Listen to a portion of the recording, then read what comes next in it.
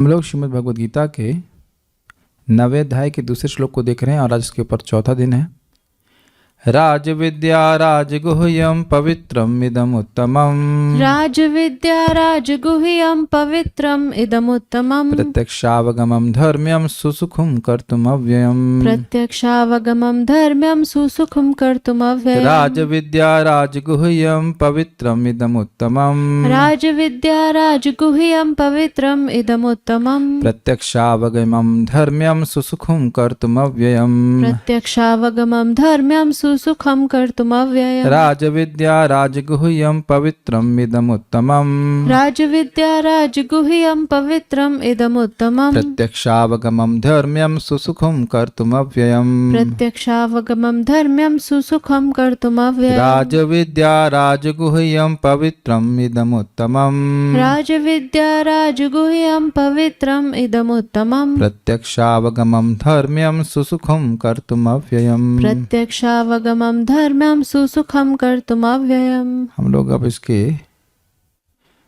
श्रीपाद रामानुजाचार्य जी की टीका को देखते हैं।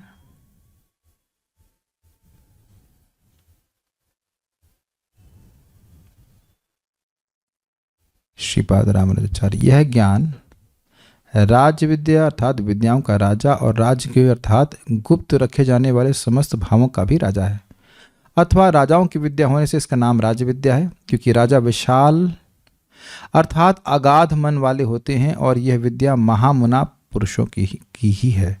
जैसा हम लोगों ने सुना है, यजंती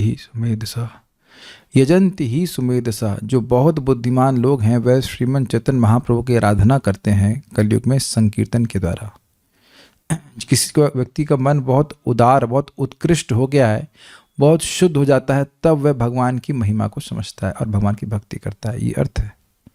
महामना पुरुष ही गुप्त रखने योग्य भावों को गुप्त रखने में कुशल होते हैं, इसलिए भी यह गुह्य विद्या उन्हीं की है। ये लाइन अब देखिए कितनी सुंदर बात है। राजगुह्यम और राज विद्या को लिंक किया है श्रीपाद रामानुजाचार्य जी ने।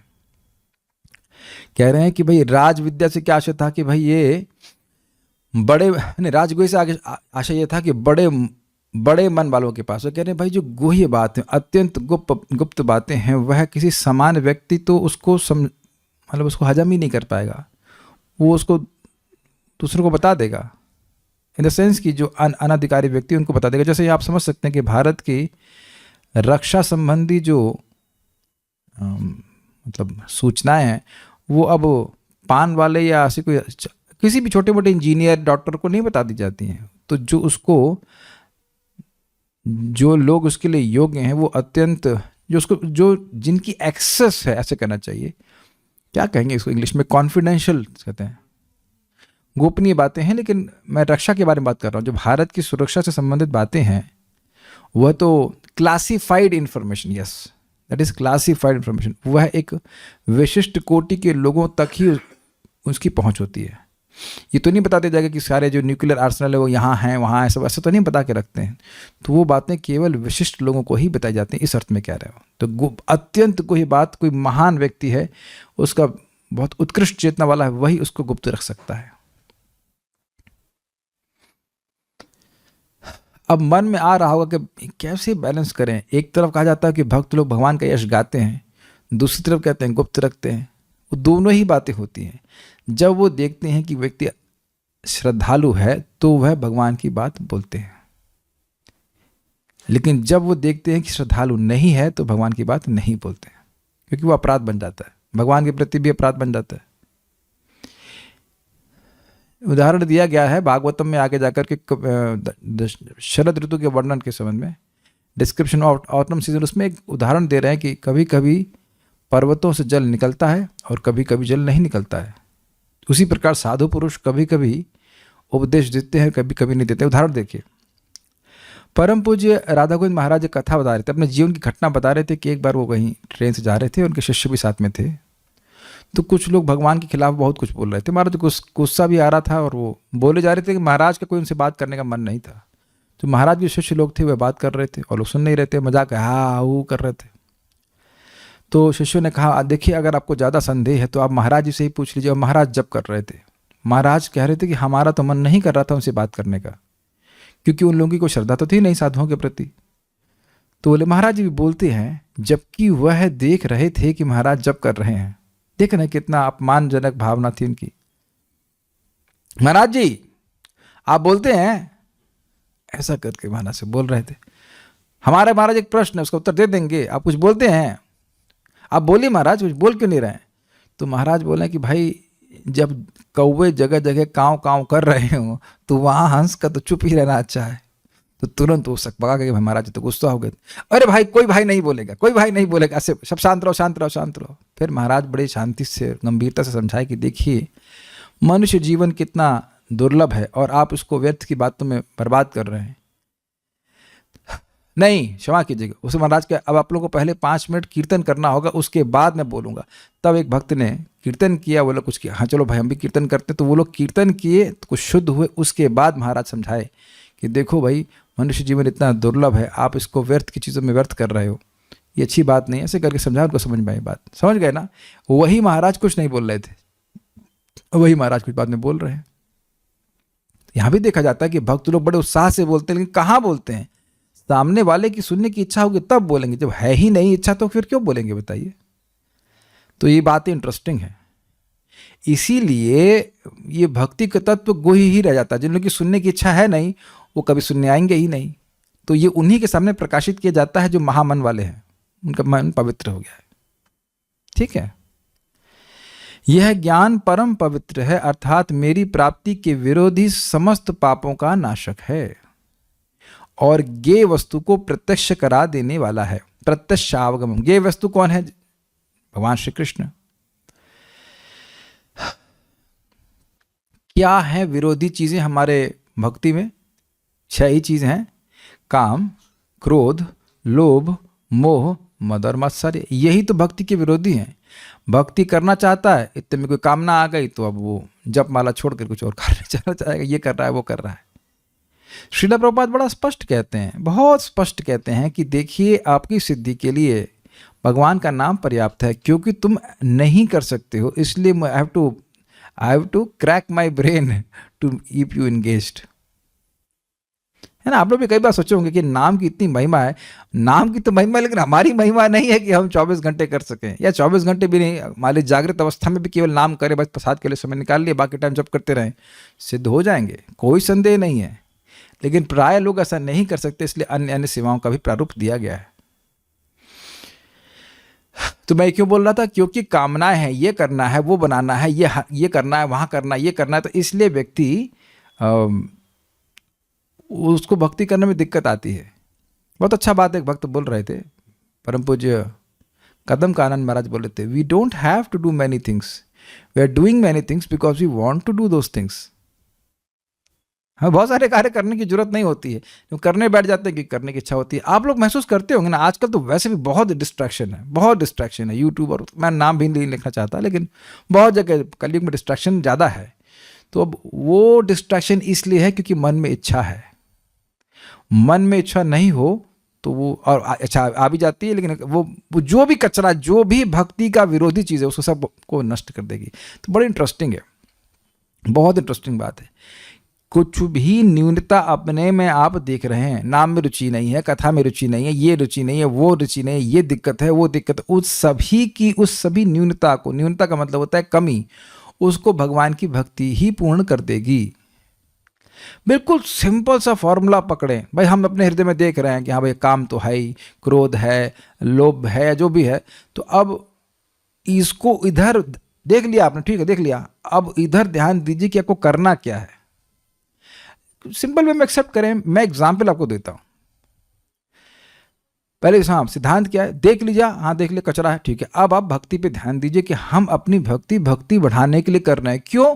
क्योंकि जैसे भक्ति बढ़ेगी, भक्ति देवी अपने आप इन अनर्थों को नष्ट कर देंगे। आपसे पूछेंगे नहीं क्या? इतनी सी बात समझ में आ रही है। अनर्थों की चिंता मत कीजिए, आप ये चिंता करिए कि हमारी चिंता मतलब ये मेक श्योर दैट योर भक्ति इज इंक्रीजिंग, हमारी भक्ति के कार्य हो रहे हैं कि नहीं, बस इतना देखिए। आप जैसे जैसे भक्ति बढ़ती जाएगी वो अपने आप ही नष्ट हो जाएगा। जैसे हम लोग रोज रात्रि में अंधकार का अनुभव करते हैं, तो अंधकार को हटाने के लिए हम लोग अंधकार से झगड़ा नहीं करते हैं, अच्छा अंधकार ठीक है, लाइट जला देते हैं, जैसे लाइट जलती है तुरंत नष्ट हो जाता है। Is that understanding?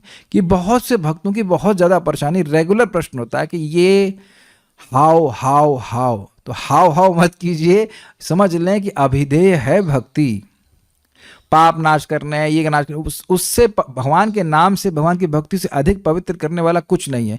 और कोई सोचे कि इससे अधिक फास्ट कुछ है तो कुछ और फास्ट है भी नहीं। Is it okay? हाँ, तो भगवान को प्राप्त करने का ये एक मार्ग है? नहीं, ये एक मार्ग नहीं, ये ही एक मार्ग है। जैसे भोजन करने का केवल एक ही मार्ग है, हमारा मुख कान और नाक इत्यादि नहीं है। प्रभुपाद ऐसे समझाते हैं। ऐसे देखिए पवित्रम को, पवित्रम और प्रत्यक्षावगम को जोड़ लीजिए। भगवान का प्रत्यक्ष अनुभव करने के लिए जितना जीव को पवित्र होने की आवश्यकता है उसके लिए भक्ति पर्याप्त है। अब समझ में आ गया? कर्म योग पर्याप्त नहीं है, ज्ञान योग पर्याप्त नहीं। जब तक चित्त शक्ति की संपर्क नहीं होगा, आह्लादनी शक्ति का संपर्क नहीं होगा, तब तक जीव भगवान को नहीं समझ सकता है। Is that clear? नाम नाम अकारी बहुधा निज सर्वशक्ति। भगवान, ये हरिनाम चिंतामणि में समझाया गया कि भगवान ने कर्म योग में कर्म नाश करने की शक्ति दी है, ज्ञान योग में आत्मा का अनुभव करने की शक्ति दी है, लेकिन निज सर्व शक्ति और अष्टांग योग में परमात्मा का अनुभव करने की शक्ति डाल रखी है। लेकिन भगवान ने अपनी भक्ति में, अपने नाम में अपनी सारी शक्ति डाल रखी, इसके कारण व्यक्ति को भगवान का अनुभव होता है। अब जरा सीन चेंज कीजिए, बहुत सुंदर। यही पवित्रम पे भगवान आपके हृदय में है कि नहीं? जो वस्तु सबसे निकट है वह क्यों नहीं दिखती? क्योंकि हमारी दृष्टि देह पे है। हम देह में आ सकते हैं, देह से संबंधित वस्तु में आ सकते हैं। तो उसको महाराज समझा रहे थे कि कैसे समझना चाहिए। भाई देखो, कोई अपने दर्पण में अपने चेहरे को सामने लाता है तो पास में लेके जाएगा, अगर पास में लेके जाएगा तो दिखना चाहिए। ये करते हैं कि नहीं करते हैं? शीशे को पास लेके आते हैं तो अच्छा सा दिखने लगता है, लेकिन शीशा अगर गंदा हो तो चाहे कितना भी पास हो, प्रतिफल या रिफ्लेक्शन नहीं दिखेगा। क्या स्टेटमेंट है ना, बहुत अच्छा उदाहरण है ना, हमको बहुत अच्छा लगा। तो अब भगवान का नाम, भगवद गीता, भागवतम, ये हमारे हृदय को पवित्रम, चित्त को पवित्र करने लगती है। और आप समझ रहे हैं, जितनी मात्रा में पवित्र होगा उतनी मात्रा में जो सबसे निकटतम भगवान हमारे हैं वह हमको दिखने लग जाएंगे। व्हाट एन अमेजिंग स्टेटमेंट, नहीं? कितना सुंदर बात है। तो अपने को भक्ति बढ़ाने का प्रयास करना चाहिए बस। और प्रयास क्या करना है? भक्ति करने से भक्ति बढ़ जाती है। आप एक सिंपल सी बात सोचो, सब्जी में मिर्ची अधिक डाल देते हैं तो एसिडिटी हो जाती है कि एसिडिटी के लिए अलग से प्रयास करते हैं? प्लीज सिंपल है ना। आप घी बहुत डाल देंगे तो वो गरिष्ठ हो जाती है अपने आप। तो जब भगवान की भक्ति करेंगे तो भक्ति क्यों नहीं बढ़ेगी? वस्तु शक्ति का प्रभाव होता है। तो हमको बहुत अच्छा लगा, इतना पवित्र करती है कि प्रत्यक्षावगमम, भगवान का दर्शन करा देती है। भगवान तो अंदर है ही, लेकिन बस पवित्र ऐसा कर देती है कि भगवान का दर्शन करा देती है। ये बात है। जो जानने में आ जाए उसे अवगमम कहते हैं। अवगम मतलब गम मतलब बुद्धि, मैंने बताया था, बुद्धि में प्रवेश कर जाए बात। कई बार हम शब्द का प्रयोग करते हैं कि बुद्धि में घुस रही है बात, तो उसका मतलब है कि बुद्धि में बात समझ में आ रही है।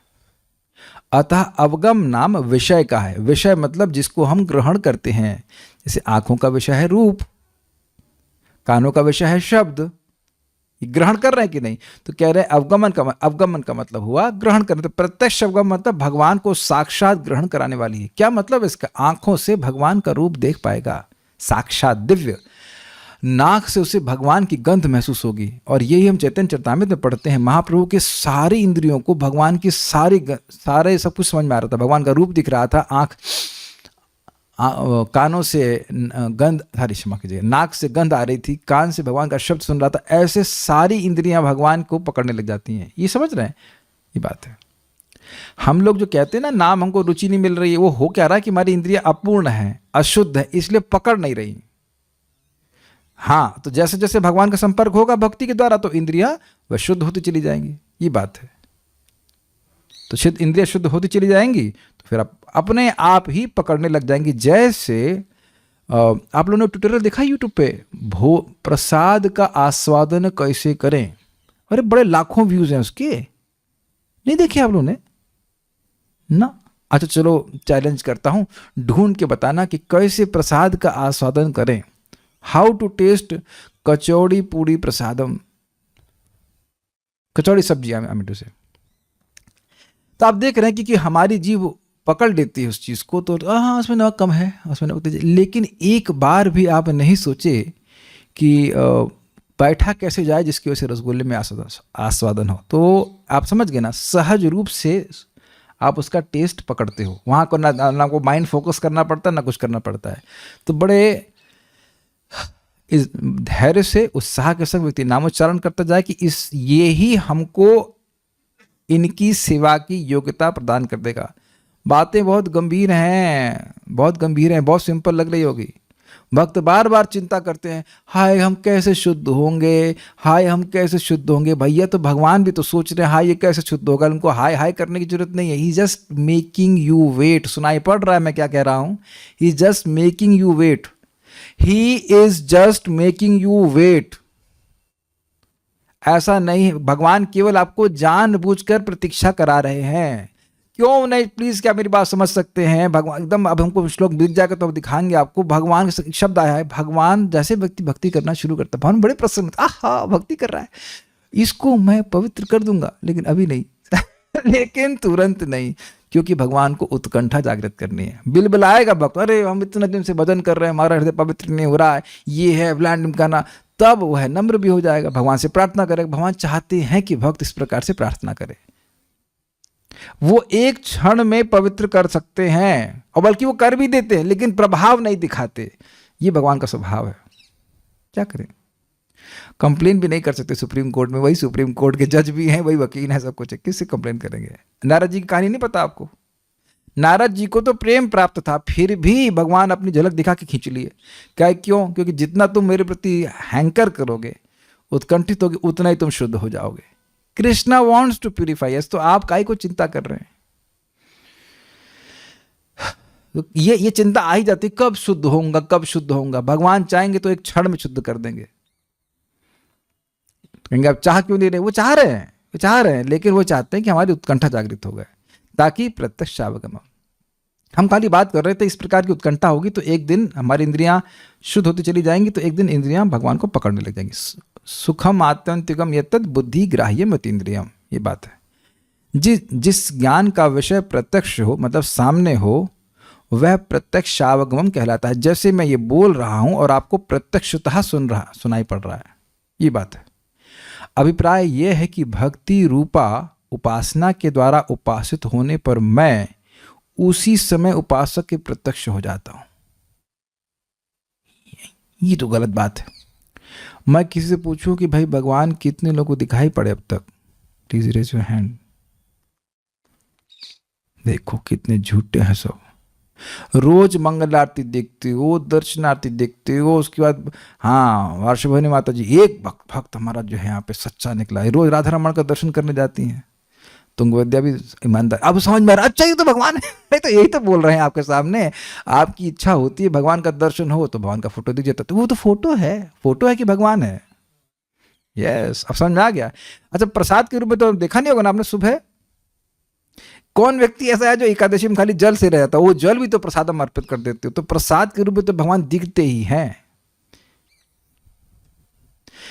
भगवान के नाम के रूप में नहीं दिख रहे हैं। जैसे चलिए देखते हैं, अभी देखना, खाली इच्छा करना भगवान जीप पे आ जाए, हरे कृष्णा कृष्णा कृष्णा हरे हरे, हरे राम राम राम हरे हरे। तो अब देखिए, आप दोषारोपण नहीं कर सकते। प्रत्येक अक्ष का मतलब उपलक्षण से किसी भी इंद्रिय को।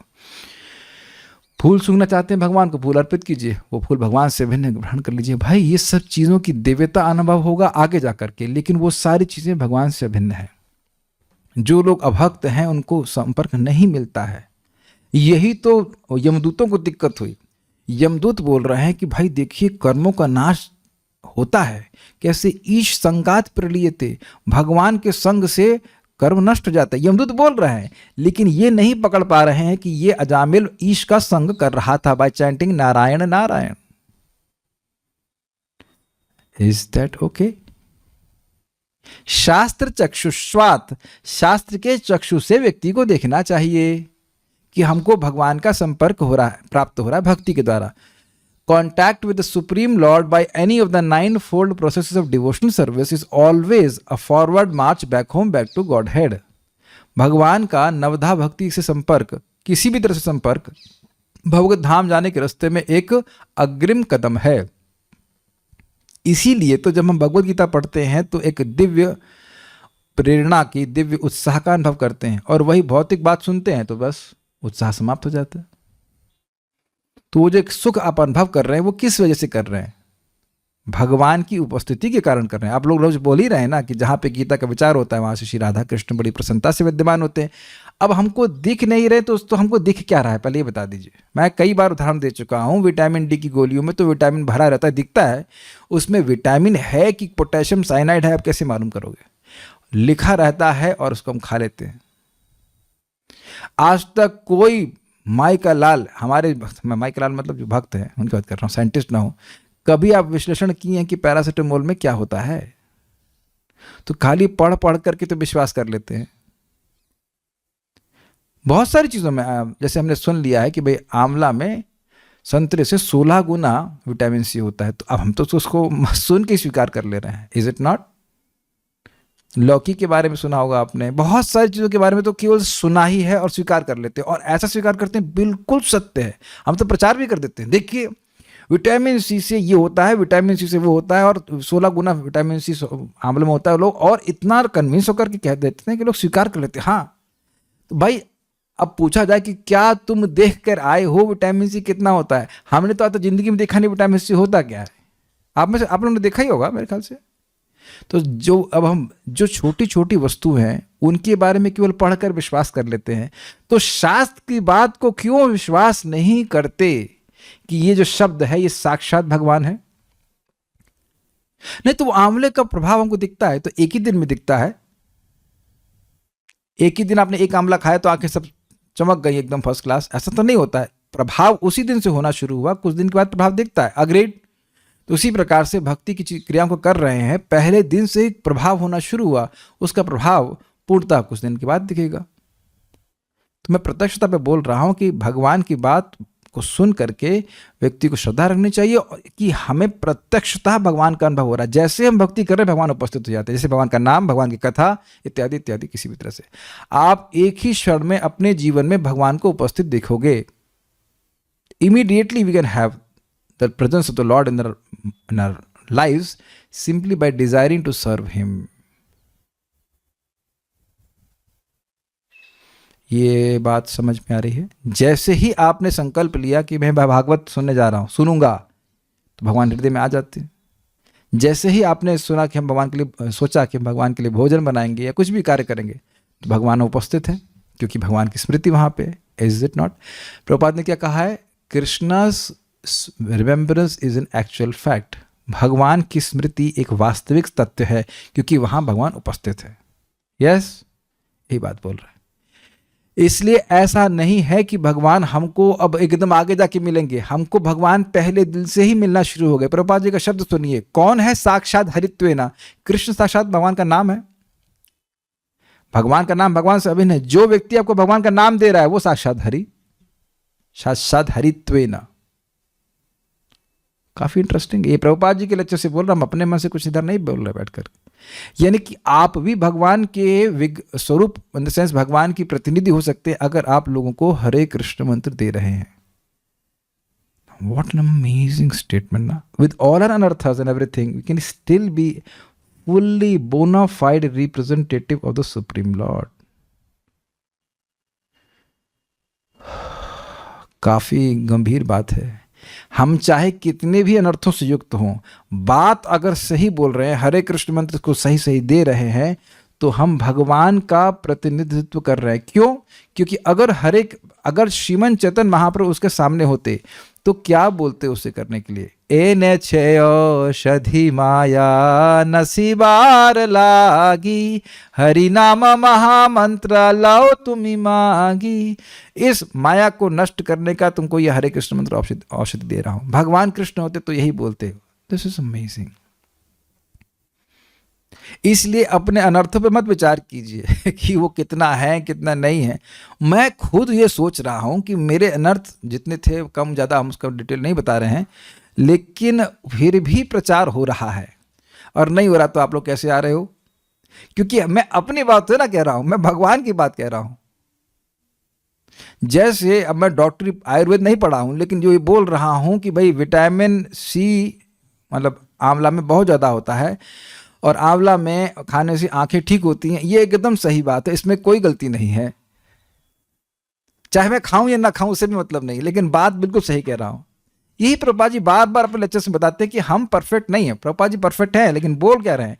हम परफेक्ट नहीं हैं, लेकिन हमारा परफेक्शन ये है कि हम परफेक्ट व्यक्ति की बात रिपीट करते हैं, और उसके द्वारा उस व्यक्ति को भी भगवान का संपर्क मिलेगा और हमको भी भगवान का संपर्क मिलेगा।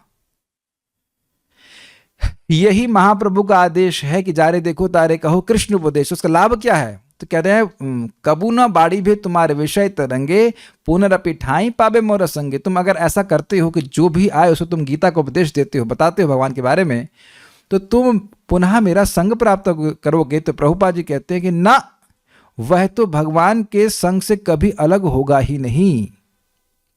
ये बात है। इसी कारण से आप जो लोग भी क्लास देते हैं, कुछ भगवान के बारे में बताते हैं, और जो सुनते भी हैं, वह अनुभव करेंगे कि हम लोग एक विशेष ऊर्जा का अनुभव करते हैं जब भक्तों की संगत में होते हैं। आपने अनुभव किया है? मैं तो रोज ही अनुभव करता हूँ कि जब मैं क्लास वास दे रहा होता तो लगता है कि अब बस माया मुझे कुछ कर ही नहीं सकती है, माया कहती बाहर आ तू। लेकिन आप देखेंगे कि प्रवचन के समय बोल रहे हैं, सुन रहे हैं, चर्चा हो रही, उस समय कितना एनर्जी, उत्साह का अनुभव करते हैं। हम जब भक्तों की संगत में होते हैं नहीं महसूस करते आप? कितना इंटरेस्टिंग होता है कि हम लोग 24 घंटे ऐसा कर सकते तो, लेकिन ऐसा नहीं कर सकते। माया अभी तो नहीं पकड़ रही है ना, 4 नियमों का पालन कर पा रहे हैं, जब तो खैर हो ही गया। कितना ईजी है। अभी देख रहे हैं भक्तों की संगति, क्या आप ऐसा अनुभव करते हो कि नहीं करते हो? This is directly experienced because Krishna is here. जब कृष्ण है यहाँ पे तो माया कैसे आएगी? काफी इंटरेस्टिंग है, प्रैक्टिकली अनुभव किया जा रहा है, प्रत्यक्ष अवगमन। तो ऐसा भक्त लोग अपने भक्ति के दौरान अनुभव करते हैं, और धीरे धीरे, हाँ एक और अर्थ था कि वह स्वयं देखते हैं कैसे उनका हृदय पवित्र होता जा रहा है। कैसे, वैसे मैं सुबह भक्तों को समझा रहा था कि भक्ति में आने से पहले किसी का कभी संकल्प आया था सुबह उठने का? यहाँ पे कोई व्यक्ति हैंड रेस करना चाहेगा। सुबह से मतलब 6 बजे नहीं होता है, वाशवानी मतलब 6 बजे नहीं बोल रहा मैं, 6 बजे 4 बजे है। तो अच्छा, संकल्प आया था। हम तो हमारे बाबा जी को देखते थे कि 4 बजे उठ के स्नान करते हैं, भाई बहुत अच्छे आदमी। हम सो जाते थे, जिंदगी में कभी नहीं उठे, कभी भी नहीं उठे 4 बजे। और 4 बजे के स्नान तो ओहो ना। तो कुछ यहाँ पे साधु लोग हैं वो सोच रहे हैं ऐसा। लेकिन अब आप बताइए कि क्या कभी संकल्प आता है कि आप नहीं उठेंगे सुबह? क्या देखो प्रभुपाद बताते हैं, देखो तुम्हारा मन कैसा सोच रहा है, क्या यह प्रत्यक्षावगमन है या नहीं है, बता दीजिए। जिस दिन बीमार पड़ गए उस दिन तो फजीयत तो आती है, अरे 7 बजे, अरे भैया क्या हो गया, 7 बजे उठना पड़ेगा। What ever, it's a punishment, is it not? It's a punishment. क्या यह प्रत्यक्षावगमन हो रहा है कि नहीं? कि प्रत्यक्ष, ऐसे देखिए, पवित्रम प्रत्यक्षावगमन, आप प्रत्यक्षतः देख रहे हैं कि ये आपको पवित्र कर रहा है, ऐसे नहीं समझ सकते आप? कितना इंटरेस्टिंग श्लोक है ना। प्रत्यक्षतः दिख रहा है कि पवित्रता आ रही है। जैसे मैं फिर एग्जाम्पल दूंगा बहुत अच्छा, कि विटामिन डी की कमी से थकान होती है, जैसे ही आप लेंगे अच्छा जबरदस्त डोज का, तो आप 2-3 दिन में ही अनुभव करेंगे हमारा एनर्जी लेवल आ गया। भाई हम तो ऐसा अनुभव किए, दूसरे भक्तों को बता रहे हैं, उनका भी ऐसा अनुभव है। सबका होकर नहीं, हमको पता नहीं, लेकिन है ऐसा अनुभव, चीजें होती हैं। So like this. इसके अतिरिक्त यह ज्ञान धर्ममय है, अर्थात धर्म से युक्त है। अभिप्राय यह है कि परम कल्याण के साधन को ही धर्म कहते हैं। Wow, this is amazing. सबय पुंसाम परो धर्मो यतो भक्ति रधोक्षजे अहेतुकी अप्रतिहता ये नात्मा सुप्रसिद्धि। वही पर धर्म है, वही वास्तविक धर्म है, जिसके द्वारा जीव को अत्यंतिक सुख मिले, असीमित सुख मिले। तो वो सुख कैसे मिलेगा? वो धर्म व्यक्ति को भगवान की अहेतु की भक्ति के पद पर स्थित कर देना चाहिए। Costless devotional service, pure devotional service, वही धर्म है। बाकी तो सब चीटिंग है। ये बात समझिए। हम लोग हैं चित्त, और बिल्कुल समझ में आ रहा होगा। मैं ये नहीं कह रहा हूं कि भोग छोड़ दिए कि नहीं छोड़ दिए, पूछ ही नहीं रहा हूं मैं। इतना पूछ रहा हूं कि भोग भोगने में बोरियत हो रही है कि नहीं, तो उत्तर होगा बिल्कुल हो रही है। क्यों हो रही है? क्योंकि अब हम अपने चित्त स्वरूप को कुछ समझते हैं। वी कैन फील कि नाम का सुख क्या है, हल्का हल्का, बहुत ज्यादा नहीं।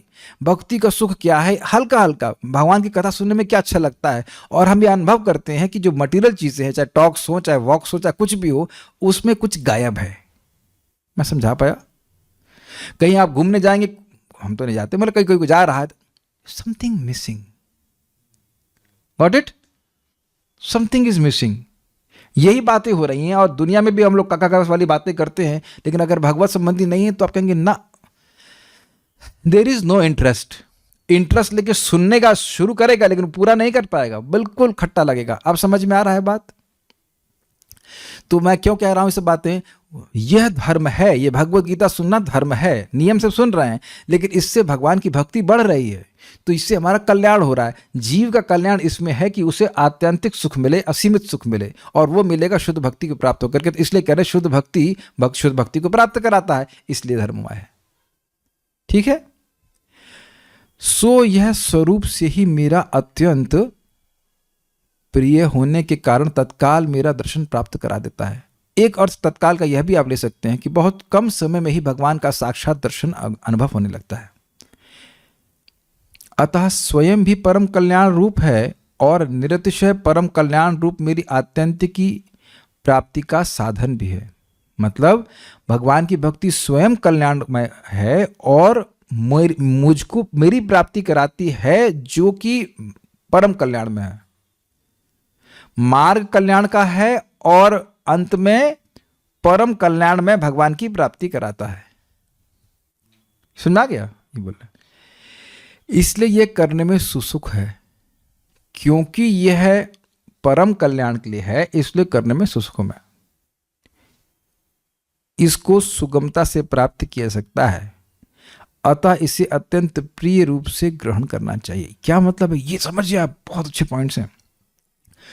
कुछ वस्तु बहुत सुख दे, वो आपको प्रिय लगेगी कि नहीं लगेगी? सुधरना, सुसुखुम कर तुम। जो चीज आपको बहुत अच्छी लगती है, मैं कहूं कि मान लो आलू गोभी के बारे में क्या, आलू गोभी तो मुझे बहुत अच्छा लगता है, ऐसा आप बोल सकते हैं। तो जो चीज आपको सुख देती है वह आपको प्रिय नहीं लगती है। तो सुसुखुम कर्तुम से आशय यह है कि सुप्रियम भी, सुप्रियम अपि, वह अत्यंत प्रिय भी है। तो ये भगवान जीव को प्रिय है, भक्ति भगवान को प्रिय है, तो भक्ति जीव को भी प्रिय है। लेकिन कितना अद्भुत श्लोक है ना। मैं जब सबको पढ़ा था तो मैं बहुत खुश हो गया था।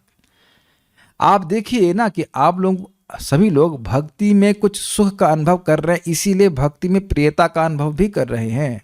हमको प्रिय लगता है गीता सुनना, बोलना, चर्चा करना। अग्रीड? यद वैष्णवानाम प्रियम, भागवतम वैष्णवों को प्रिय लगती है क्योंकि सुख देती है। समझ में आ गया ये बात?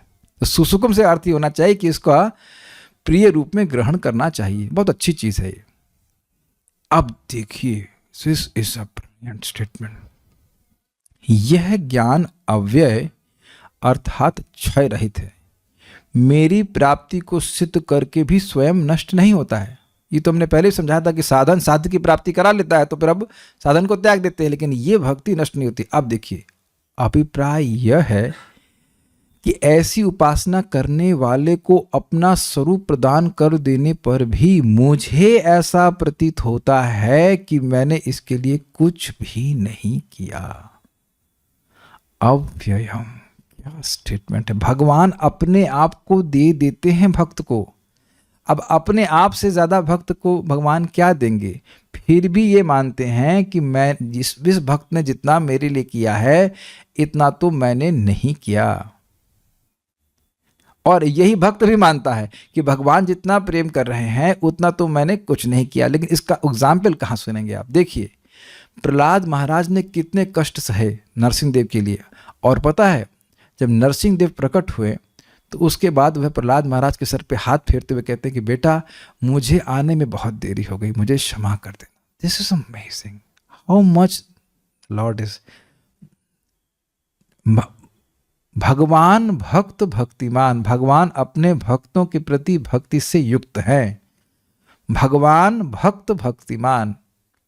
तो जैसे भक्त भगवान की सेवा करते हुए अघाते नहीं, अघाना समझते हैं, दे डोंट बिकम टायर्ड, ना ही उन्हें कभी लगता है कि उन्हें कुछ किया है। भक्त तो जो जितना भक्त आगे में भक्ति में बढ़ा रहता है उसे लगता है कुछ तो किया ही नहीं, हम तो कुछ कर ही नहीं रहे, हमारा कुछ प्रेम है ही नहीं।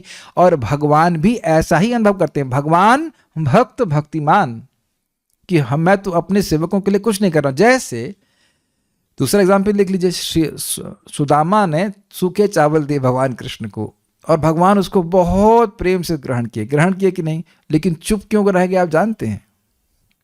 चुप रहे, कुछ नहीं बोले। तो सुदामा ने कहा बहुत अच्छा हुआ, सुदामा कुछ मांगे नहीं, सुदामा ने कहा बहुत अच्छा हुआ कि कृष्ण ने मुझे कुछ नहीं दिया, और नहीं तो मैं धन पाके दिमाग मेरा खराब हो जाता।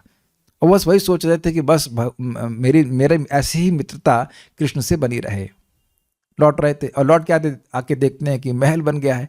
तो वहां क्यों नहीं दिया? क्योंकि भगवान कृष्ण सोच रहे थे कि इसने तो पूरी शक्ति लगा करके मुझे अपना वस्तु दी है, जो उसके पास नहीं था वो मांग मांग करके लाके दे, तो मुझे तो किसी से मांगना नहीं पड़ेगा। भगवान किससे मांगने जाएंगे? वो तो सबके दाता है। मैं तो मांग करके दे नहीं रहा हूं, तो मैं तो उससे कम दे रहा हूं ना। भगवान का स्वभाव समझना चाहिए। और ये बात बहुत अमेजिंग है ना। और आप इधर भी देख रहे हैं कि क्या गोपियों को भगवान ने अपने आप को दिया कि नहीं दिया? हम जानते हैं कि बिल्कुल दे दिया, लेकिन क्या कह रहे हैं कि मैं आपके प्रेम का प्रतिदान नहीं कर सकता।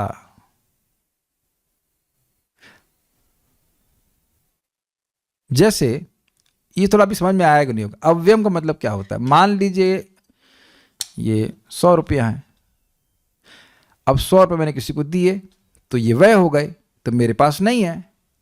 तो अव्ययम का अर्थ क्या है? भगवान ने अपने आप को एक भक्त को दे दिया, फिर भी भगवान को ये लगा कि मैंने कुछ नहीं दिया, क्योंकि उनको लगा कि मैं तो नहीं दिया। वो क्या सोचते हैं क्या जाने, लेकिन समझा पा रहा हूँ। अव्ययम मतलब भाई मैंने किसी को 100 रुपये दिया, 100 रुपये मेरे पास फिर बच गया, तो मैंने नहीं दिया ना आपको। मुझे तो ये अरे मैं दिया नहीं क्या आपको? सब्जी खरीदते हुए कभी कभी ऐसा लगता है कि नहीं दिए पैसा, नहीं आप दे दिए। अच्छा ठीक है। तो कभी कभी लगता है कि हम धन नहीं दिए। तो भगवान यहाँ अव्ययम का यहाँ पे ये बोध हो रहा है कि भगवान अपने आप को भक्त को दे देते हैं, फिर भी संतुष्ट नहीं होते, कहते मैंने उसको नहीं दिया अपने आप को। यस, ये प्रेम का लक्षण है, प्रेम का लक्षण है। दिस इज अमेजिंग ना। प्रभुपाद जी के तात्पर्य को हम कर लें या discuss something? We can discuss something and then 10-15 minute कर लेते हैं, उसके बाद फिर। एक भक्त कह रहे हैं प्रतिनिधि पार्षद में क्या डिफरेंस है? पार्षद भगवान के नित्य जगत में बोले जाते हैं, और जो भगवान का यहाँ प्रतिनिधि है वो भगवान का पार्षद भी है। जो व्यक्ति यहाँ भगवान का प्रतिनिधि है, भगवान के ज्ञान को बांट रहा है, वो भगवान का पार्षदत्व प्राप्त कर गया है। परम पूज्य गोपाल कृष्ण महाराज समझाते हैं कि भगवान के भक्त वैकुंठ के पार्षदों की तरह इस जगत में घूम घूम कर भगवान के यश को बोलते हैं। अब पूरी तरह शुद्ध हो गया तो पार्षद बन गया है, और अगर पूरी तरह शुद्ध नहीं हुआ तो प्रतिनिधि है। एक कंटेक्स्ट में कि भाई प्रतिनिधि हो जा रहे हैं, लेकिन अभी पूरी तरह शुद्ध नहीं हुए। प्रतिनिधि इस मात्रा में कि भाई बात तो भगवान की ही बोल रहे हैं। लेकिन एक बात और समझिए, why you should be very eager to purify our heart. जितना हृदय हमारा शुद्ध होगा उतना ही हम भगवान की बात का प्रतिनिधित्व कर पाएंगे। भाई जितना समझ में आएगा ठीक ठीक, उतना ही तो ठीक ठीक बता पाएंगे। इसलिए अपने हृदय को शुद्ध करने के लिए व्यक्ति को बहुत आग्रही होना चाहिए। भगवान अपना स्वरूप दे देते हैं, इज इक्वल्स टू भगवान खुद को दे देते हैं, या भगवान अपने जैसा रूप दे देते हैं। ठीक है। देखिए, भगवान अपने जैसा स्वरूप ही दें ये जरूरी नहीं। स्वरूप का मतलब अपने जैसा रूप दें जरूरी नहीं है, क्योंकि स्वरूप सारूप्य होती है, सालोक्य होता है, अलग अलग प्रकार की मुक्ति होती है। स्वरूप देने का मतलब है जैसे भगवान सच्चिदानंद है वैसे अपने भक्त को सच्चिदानंद देह प्रदान कर देते हैं। ये बात है, ठीक है। थोड़ा सा अगर आप लोग चाहें तो हम और पढ़ लेते हैं तात्पर्य। बाहर वो माया वेट करे, डर के मारे को तो पढ़ लेता हूँ, बाहर जाऊंगा तो पकड़ लेगी, तो और 15 मिनट थोड़ा बच ही लें उससे। और निकल बाहर, तू आप बहुत बोल रहा है ना, निकल बाहर, हम नहीं निकलेंगे नहीं निकलेंगे बाहर, बहुत बोल रहा है तू, भगवान बहुत माया करता है, आओ दिखाती हूँ मेरा। नहीं मैं बाहर ही नहीं आऊँगा। भगवद गीता का यह अध्याय विद्याओं का राजा या राज विद्या कहलाता है, क्योंकि यह पूर्ववर्ती व्याख्यायित समस्त सिद्धांतों एवं दर्शनों का सार है। भारत के प्रमुख दार्शनिक गौतम, कणाद, कपिल, याज्ञवल्क्य, शांडिल्य तथा वैश्वानर हैं। सबसे अंत में व्यासदेव आते हैं जो वेदांत सूत्र के लेखक हैं। अतः दर्शन या दिव्य ज्ञान के क्षेत्र में किसी प्रकार का भाव नहीं है। अब भगवान कहते हैं कि यह 9वां अध्याय ऐसे समस्त ज्ञान का राजा है। यह वेदाध्ययन से प्राप्त ज्ञान एवं विभिन्न दर्शनों का सार है। यह गुह्यतम है क्योंकि गुह्य दिव्य ज्ञान या दिव्य ज्ञान में आत्मा तथा शरीर के अंतर को जाना जाता है। समस्त गुह्य ज्ञान के इस राजा यानी राजविद्या की पराकाष्ठा है भक्ति योग, जिसमें आत्मा भगवान की प्रेम प्राप्त करने का प्रयास कर रहे। साधना की दृष्टि से कहा जाए, सामान्यतः लोगों को इस गुह्य ज्ञान की शिक्षा नहीं मिलती, उन्हें बाह्य शिक्षा दी जाती है। क्राफ्ट्समैनशिप प्रपात कहते हैं, इसमें इस लेक्चर पे कहते हैं क्राफ्ट्समैनशिप। क्राफ्ट में समझ सकते, एयरक्राफ्ट बनाओ या और कुछ बनाओ, मिस्त्री बनने का काम, मिस्त्री बनने की काम दिया जा रहा है। मोस्टली तो मिस्त्री बन रहे हैं या डॉक्टर बन रहे हैं। इससे मृत्यु की कैसे पार जाए ये शिक्षा नहीं दी जा रही। लेकिन शिक्षा वही शिक्षा है जिसके द्वारा व्यक्ति ये जान पाए कि वह मृत्यु को पार कैसे पाएगा, और इसकी शिक्षा नहीं है। इसलिए अब मैं किसी सबसे पूछूं भी तो कहाँ तक पढ़े हो, तो कहेंगे हम कुछ नहीं पढ़े हैं। कहाँ तक पढ़ो? 9वें अध्याय तक पढ़ लिए। अगर पूछे कहाँ तक पढ़े, 9वें अध्याय गीता तक पढ़ लिए, बाकी कुछ नहीं पढ़े। विचार कीजिए कि आप कुछ नहीं पढ़े होते तो कैसा लगता। आपके माता पिता बड़ा चिंतित होते, लड़की की शादी कैसे होगी, लड़के का पेट कैसे पलेगा, इत्यादि इत्यादि, है ना। लेकिन आजकल लीडर है या गुरु है या माता पिता है, वो यह नहीं सोचते कि बच्चा अब मृत्यु को पार कैसे जाएगा। इसने तो गीता का दूसरा अध्याय भी नहीं पढ़ा अब तक, इतना बड़ा हो गया, 20 साल का हो गया और गीता का दूसरा अध्याय भी नहीं जानता है, क्या करे। यहाँ पे बहुत सारे लोग होंगे ऐसे जो 20 साल हो गए होंगे और गीता का एक अध्याय भी नहीं पढ़े होंगे। हम किसी को शर्माना नहीं चाहते, हम भी ऐसे ही थे, 21 साल में गीता पढ़ना शुरू किए थे, है ना। यानी कि 21 साल तक पढ़ाई नहीं हुई, बताइए। ओहो। और जबकि प्राइमरी फर्स्ट क्लास की उम्र 5 साल से ही गीता पढ़ना शुरू कर देना चाहिए। कौमार या चरित प्राज्ञ धर्मान भागवतान यह दुर्लभो मानुषो जन्म तदपि अध्रुवम अर्थदम। काफी लेट हो गया। सामान्यतः लोगों को इस गुह्य ज्ञान की शिक्षा नहीं मिलती। अच्छा चलिए विचार कीजिए, कल से भारत सरकार अगर कह दे कि सभी लोगों को भगवत गीता यथारूप पढ़ानी है, तो कितने टीचर मिलेंगे। और मतलब जप करके पढ़ानी है, ऐसा नहीं कि बस खाली पढ़ दिया, उसमें कोई आइडेंटिफिकेशन भी नहीं उस ज्ञान से। तब आप देखेंगे कि इसको लॉन्च ही नहीं किया जा पाएगा। Do you agree? एक साथ मान लो कह दिया जाए कि सबको गीता पढ़ानी है। हाँ, ये हो सकता है कि ट्यूटोरियल यूट्यूब पे देख देख के पढ़ लें लोग, लेकिन पढ़ाने वाले नहीं मिलेंगे। ठीक है, एक वक्त कह रहे मेरे हमने 27 साल तक नहीं पढ़ा। आप भी कोई उसमें अपवाद नहीं है, 27, 32, 50, 55 सब डेटा आ जाएगा। लेकिन एक बात विचारनी है कि नहीं, आपको लगेगा ये विज्ञान बड़ा कठिन है, वो विज्ञान कठिन है, लेकिन भगवत गीता का विज्ञान भक्तिमय स्वरूप से, भक्तिमय तरीके से समझाने वाला कोई व्यक्ति है ही नहीं जगत में। जगत में नहीं मतलब नेक्स्ट टू जीरो कह लीजिए, नहीं है, नेक्स्ट टू जीरो ही कह लीजिए। You can just count on fingers कि किसको भगवत गीता ज्ञान पता है। अब ये सब बातें जब बोलो तो लोग सोचेंगे ये तो बड़ा अहंकार में बोल रहे हैं। नहीं, अहंकार में नहीं बोल रहे हैं, परंपरा में ज्ञान प्राप्त है ही नहीं। मनुष्य नाम सहस्त्र कश्चित् यतते सिद्धे, कितने लोग ऐसे जो नाम जप करते हैं, नहीं करते।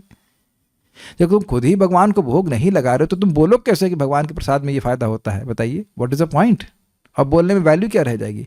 जीवन में ये भी पता नहीं भगवान को सीधे लेफ्ट से प्रणाम करना चाहिए कि राइट से करना चाहिए, भगवान है कौन, तो तुम गीता पढ़ा क्या रहे हो, है ना। जगत में लोग इस प्रकार के। इसीलिए जब क्लास में व्यक्ति आता है तब उसको समझ में आता है कि मेरा बहुत बड़ा भाग्य है कि मैं क्लास में आ रहा हूं, मेरा दुर्भाग्य नहीं है कि मैं क्लास में आ रहा हूं। मैं यही प्रीचिंग करती है।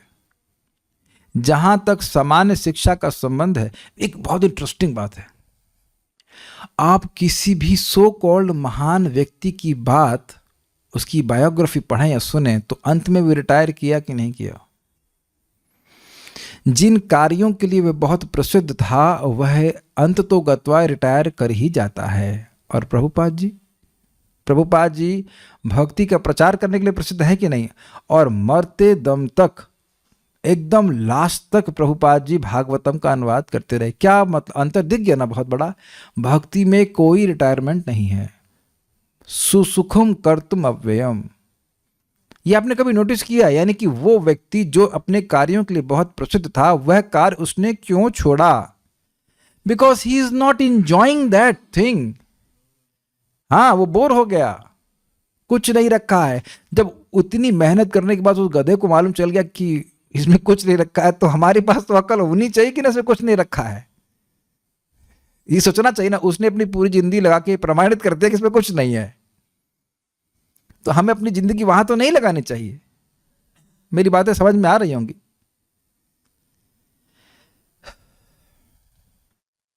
जहां तक सामान्य शिक्षा का संबंध है, उसमें राजनीति, समाजशास्त्र, भौतिकी, रसायन शास्त्र, गणित, ज्योतिर्विज्ञान, इंजीनियरिंग आदि में मनुष्य व्यस्त रहते हैं। विश्व भर में ज्ञान के अनेक विभाग हैं और अनेक बड़े बड़े विश्वविद्यालय हैं, किंतु दुर्भाग्यवश कोई ऐसा विश्वविद्यालय या शैक्षिक संस्थान नहीं है जहाँ आत्मविद्या की शिक्षा दी जाती है। मुझे याद है कि इधर हम कहीं इस तरफ सुनरख रोड पे कहीं दुकान में खड़े थे, तो बोले क्या करते हैं आप? हमने कहा हम पढ़ाते हैं। कहते कहाँ, कौन सी इंस्टीट्यूशन में पढ़ाते हो? हमने कहा नहीं, गीता क्लास। अच्छा ठीक है, समझ में आया? हाँ, ये तो कोई महत्वपूर्ण नहीं है। हमने कहा अच्छा। और अद्भुत बात यह कि जब कोई मर जाता है तो कहते पंडित जी, महाराज जी, ये बताइए कि इनके लिए अब क्या करें? तो जाओ जाके इंजीनियर से पूछो, वही बताएगा कि ये कहाँ गया, ये आत्मा कहाँ गई। Is it not? मैं उसका रिएक्शन, अच्छा गीता कुछ महत्वपूर्ण नहीं। मैं बोलते था कि नहीं महावत जी, ले मैं ये करता हूँ, वहाँ कराता हूँ, ये ऐसे पढ़ाता हूँ, ये करता हूँ, कुछ भी ऐसे बहुत है। लेकिन एक बात विचार कीजिए, चाहे कितना हो बड़ा साइंटिस्ट बन जाए, उसको ये नहीं समझ में आएगा कि वो है कौन। तो तुम साइंटिस्ट कैसे बने? कौन बनाया इसको? कौन बनाया इसको? का उपजोहावा कौन बुलाया इसको साइंस में, साइंस फील्ड में कौन बुलाया इसको? ये प्रश्न होगा ना। ये बात है। ये समझने का प्रयास कीजिए कि लोग ज्ञानी बन रहे हैं, लेकिन उनको यह नहीं पता है कि वो है कौन। I mean this is pretty deep foolishness. लोगों को यही नहीं पता कि वो है कौन, तो बाकी बातें क्यों बता रहे हो? अच्छा तुम्हारा नाम क्या है साइंटिस्ट साहब? वो नहीं पता। भाई तुम्हारी साइंस का मतलब क्या है? तुम्हारी थ्योरी का मतलब क्या है? क्या इस बात की ग्रेविटी को आप समझ रहे हैं? जिन लोगों पे आप कह रहे हैं कि साइंस ये कहती है वो कहती है, उनसे पहले कहो कि अपना नाम कह के बताए कि असली नाम क्या है, उसका स्वरूप क्या है। वो नहीं पता, वो तो हमको नहीं पता। कब मरेगा वो तो हमको नहीं पता। मरने के बाद कहाँ जाओगे ये नहीं पता। तुम आज मरने वाले हो, कल चूहा बन सकते हो, कुत्ता बन सकते हो, ये तुमको नहीं पता। और साइंटिस्ट बनने का अहंकार ले रहे हो। This is amazing. नहीं, ये कभी नहीं सोचना कि जो विश्वविद्यालय में जो घूम रहे हैं वो बहुत ज्यादा बुद्धिमान है, एक नंबर के बेवकूफ हैं। क्योंकि अब ऐसा लगी बातें नहीं बोलनी चाहिए, लेकिन with all due respect I am saying कि वो मूर्ख है, क्योंकि उन्हें नहीं पता कि मृत्यु के बाद वो कहाँ जा रहे हैं। और आज ही मृत्यु हो सकती है, होती ही है। प्रभुपाद उदाहरण देते हैं कि व्यक्ति साइंटिस्ट था, उसको मालूम चला कि वो मरने वाला है। डॉक्टर साहब 4 साल दे दीजिए, रिसर्च पूरी करनी है। 4 दिन में मर गया। नो, मरो और अभी ही मरो। ये बात है। फिर भी आत्मा शरीर का सबसे महत्वपूर्ण अंग है। आत्मा के बिना शरीर महत्वहीन है और उसकी कोई चीज नहीं, उसकी गणना नहीं की जा रही। प्रभुपाद जी ने मैसाचुसेट्स इंस्टीट्यूट ऑफ टेक्नोलॉजी, जो वर्ल्ड का मतलब one of the best organisation है टेक्नोलॉजी के लिए, तो वहाँ पूछे इसमें यहाँ पे आत्मा की रिसर्च के संबंध में कौन सा बिल्डिंग है, कौन सा डिपार्टमेंट है? कहते ना वो तो कुछ नहीं है। शरीर में एक भी चीज महत्वपूर्ण नहीं है, आत्मा सबसे अधिक महत्वपूर्ण है। शरीर का पूरा विश्लेषण कर लिया महत्वहीन वस्तुओं का, और जो सबसे महत्वपूर्ण वस्तु है उसका विश्लेषण नहीं किया, तो क्या ये मूर्खता नहीं है? इसीलिए बोल रहे हैं यहाँ पे राज विद्या, या आत्मा के स्वरूप का प्रकाशन करने वाली विद्या है। तो भी लोग आत्मा की चिंता ना करके जीवन की शारीरिक आवश्यकताओं को अधिक महत्व प्रदान करते हैं। आगे की चर्चा हम कल सुनेंगे, जल्दी मैं नहीं करना चाहता हूं। किन लोगों के संग उठ बैठ रहे हैं, व्यक्ति को सोचना चाहिए, विचार करना चाहिए। जो केवल शरीर में फंसे हुए वो केवल शरीर की बात करेंगे, दैट्स अ पॉइंट। हम लोग यहाँ रुकते हैं, ठीक है, और कोई प्रश्न नहीं है, स्टॉप। श्रीमद् भगवद गीता की जय, श्रील प्रभुपाद की जय, निताई गौर प्रेमानंदे।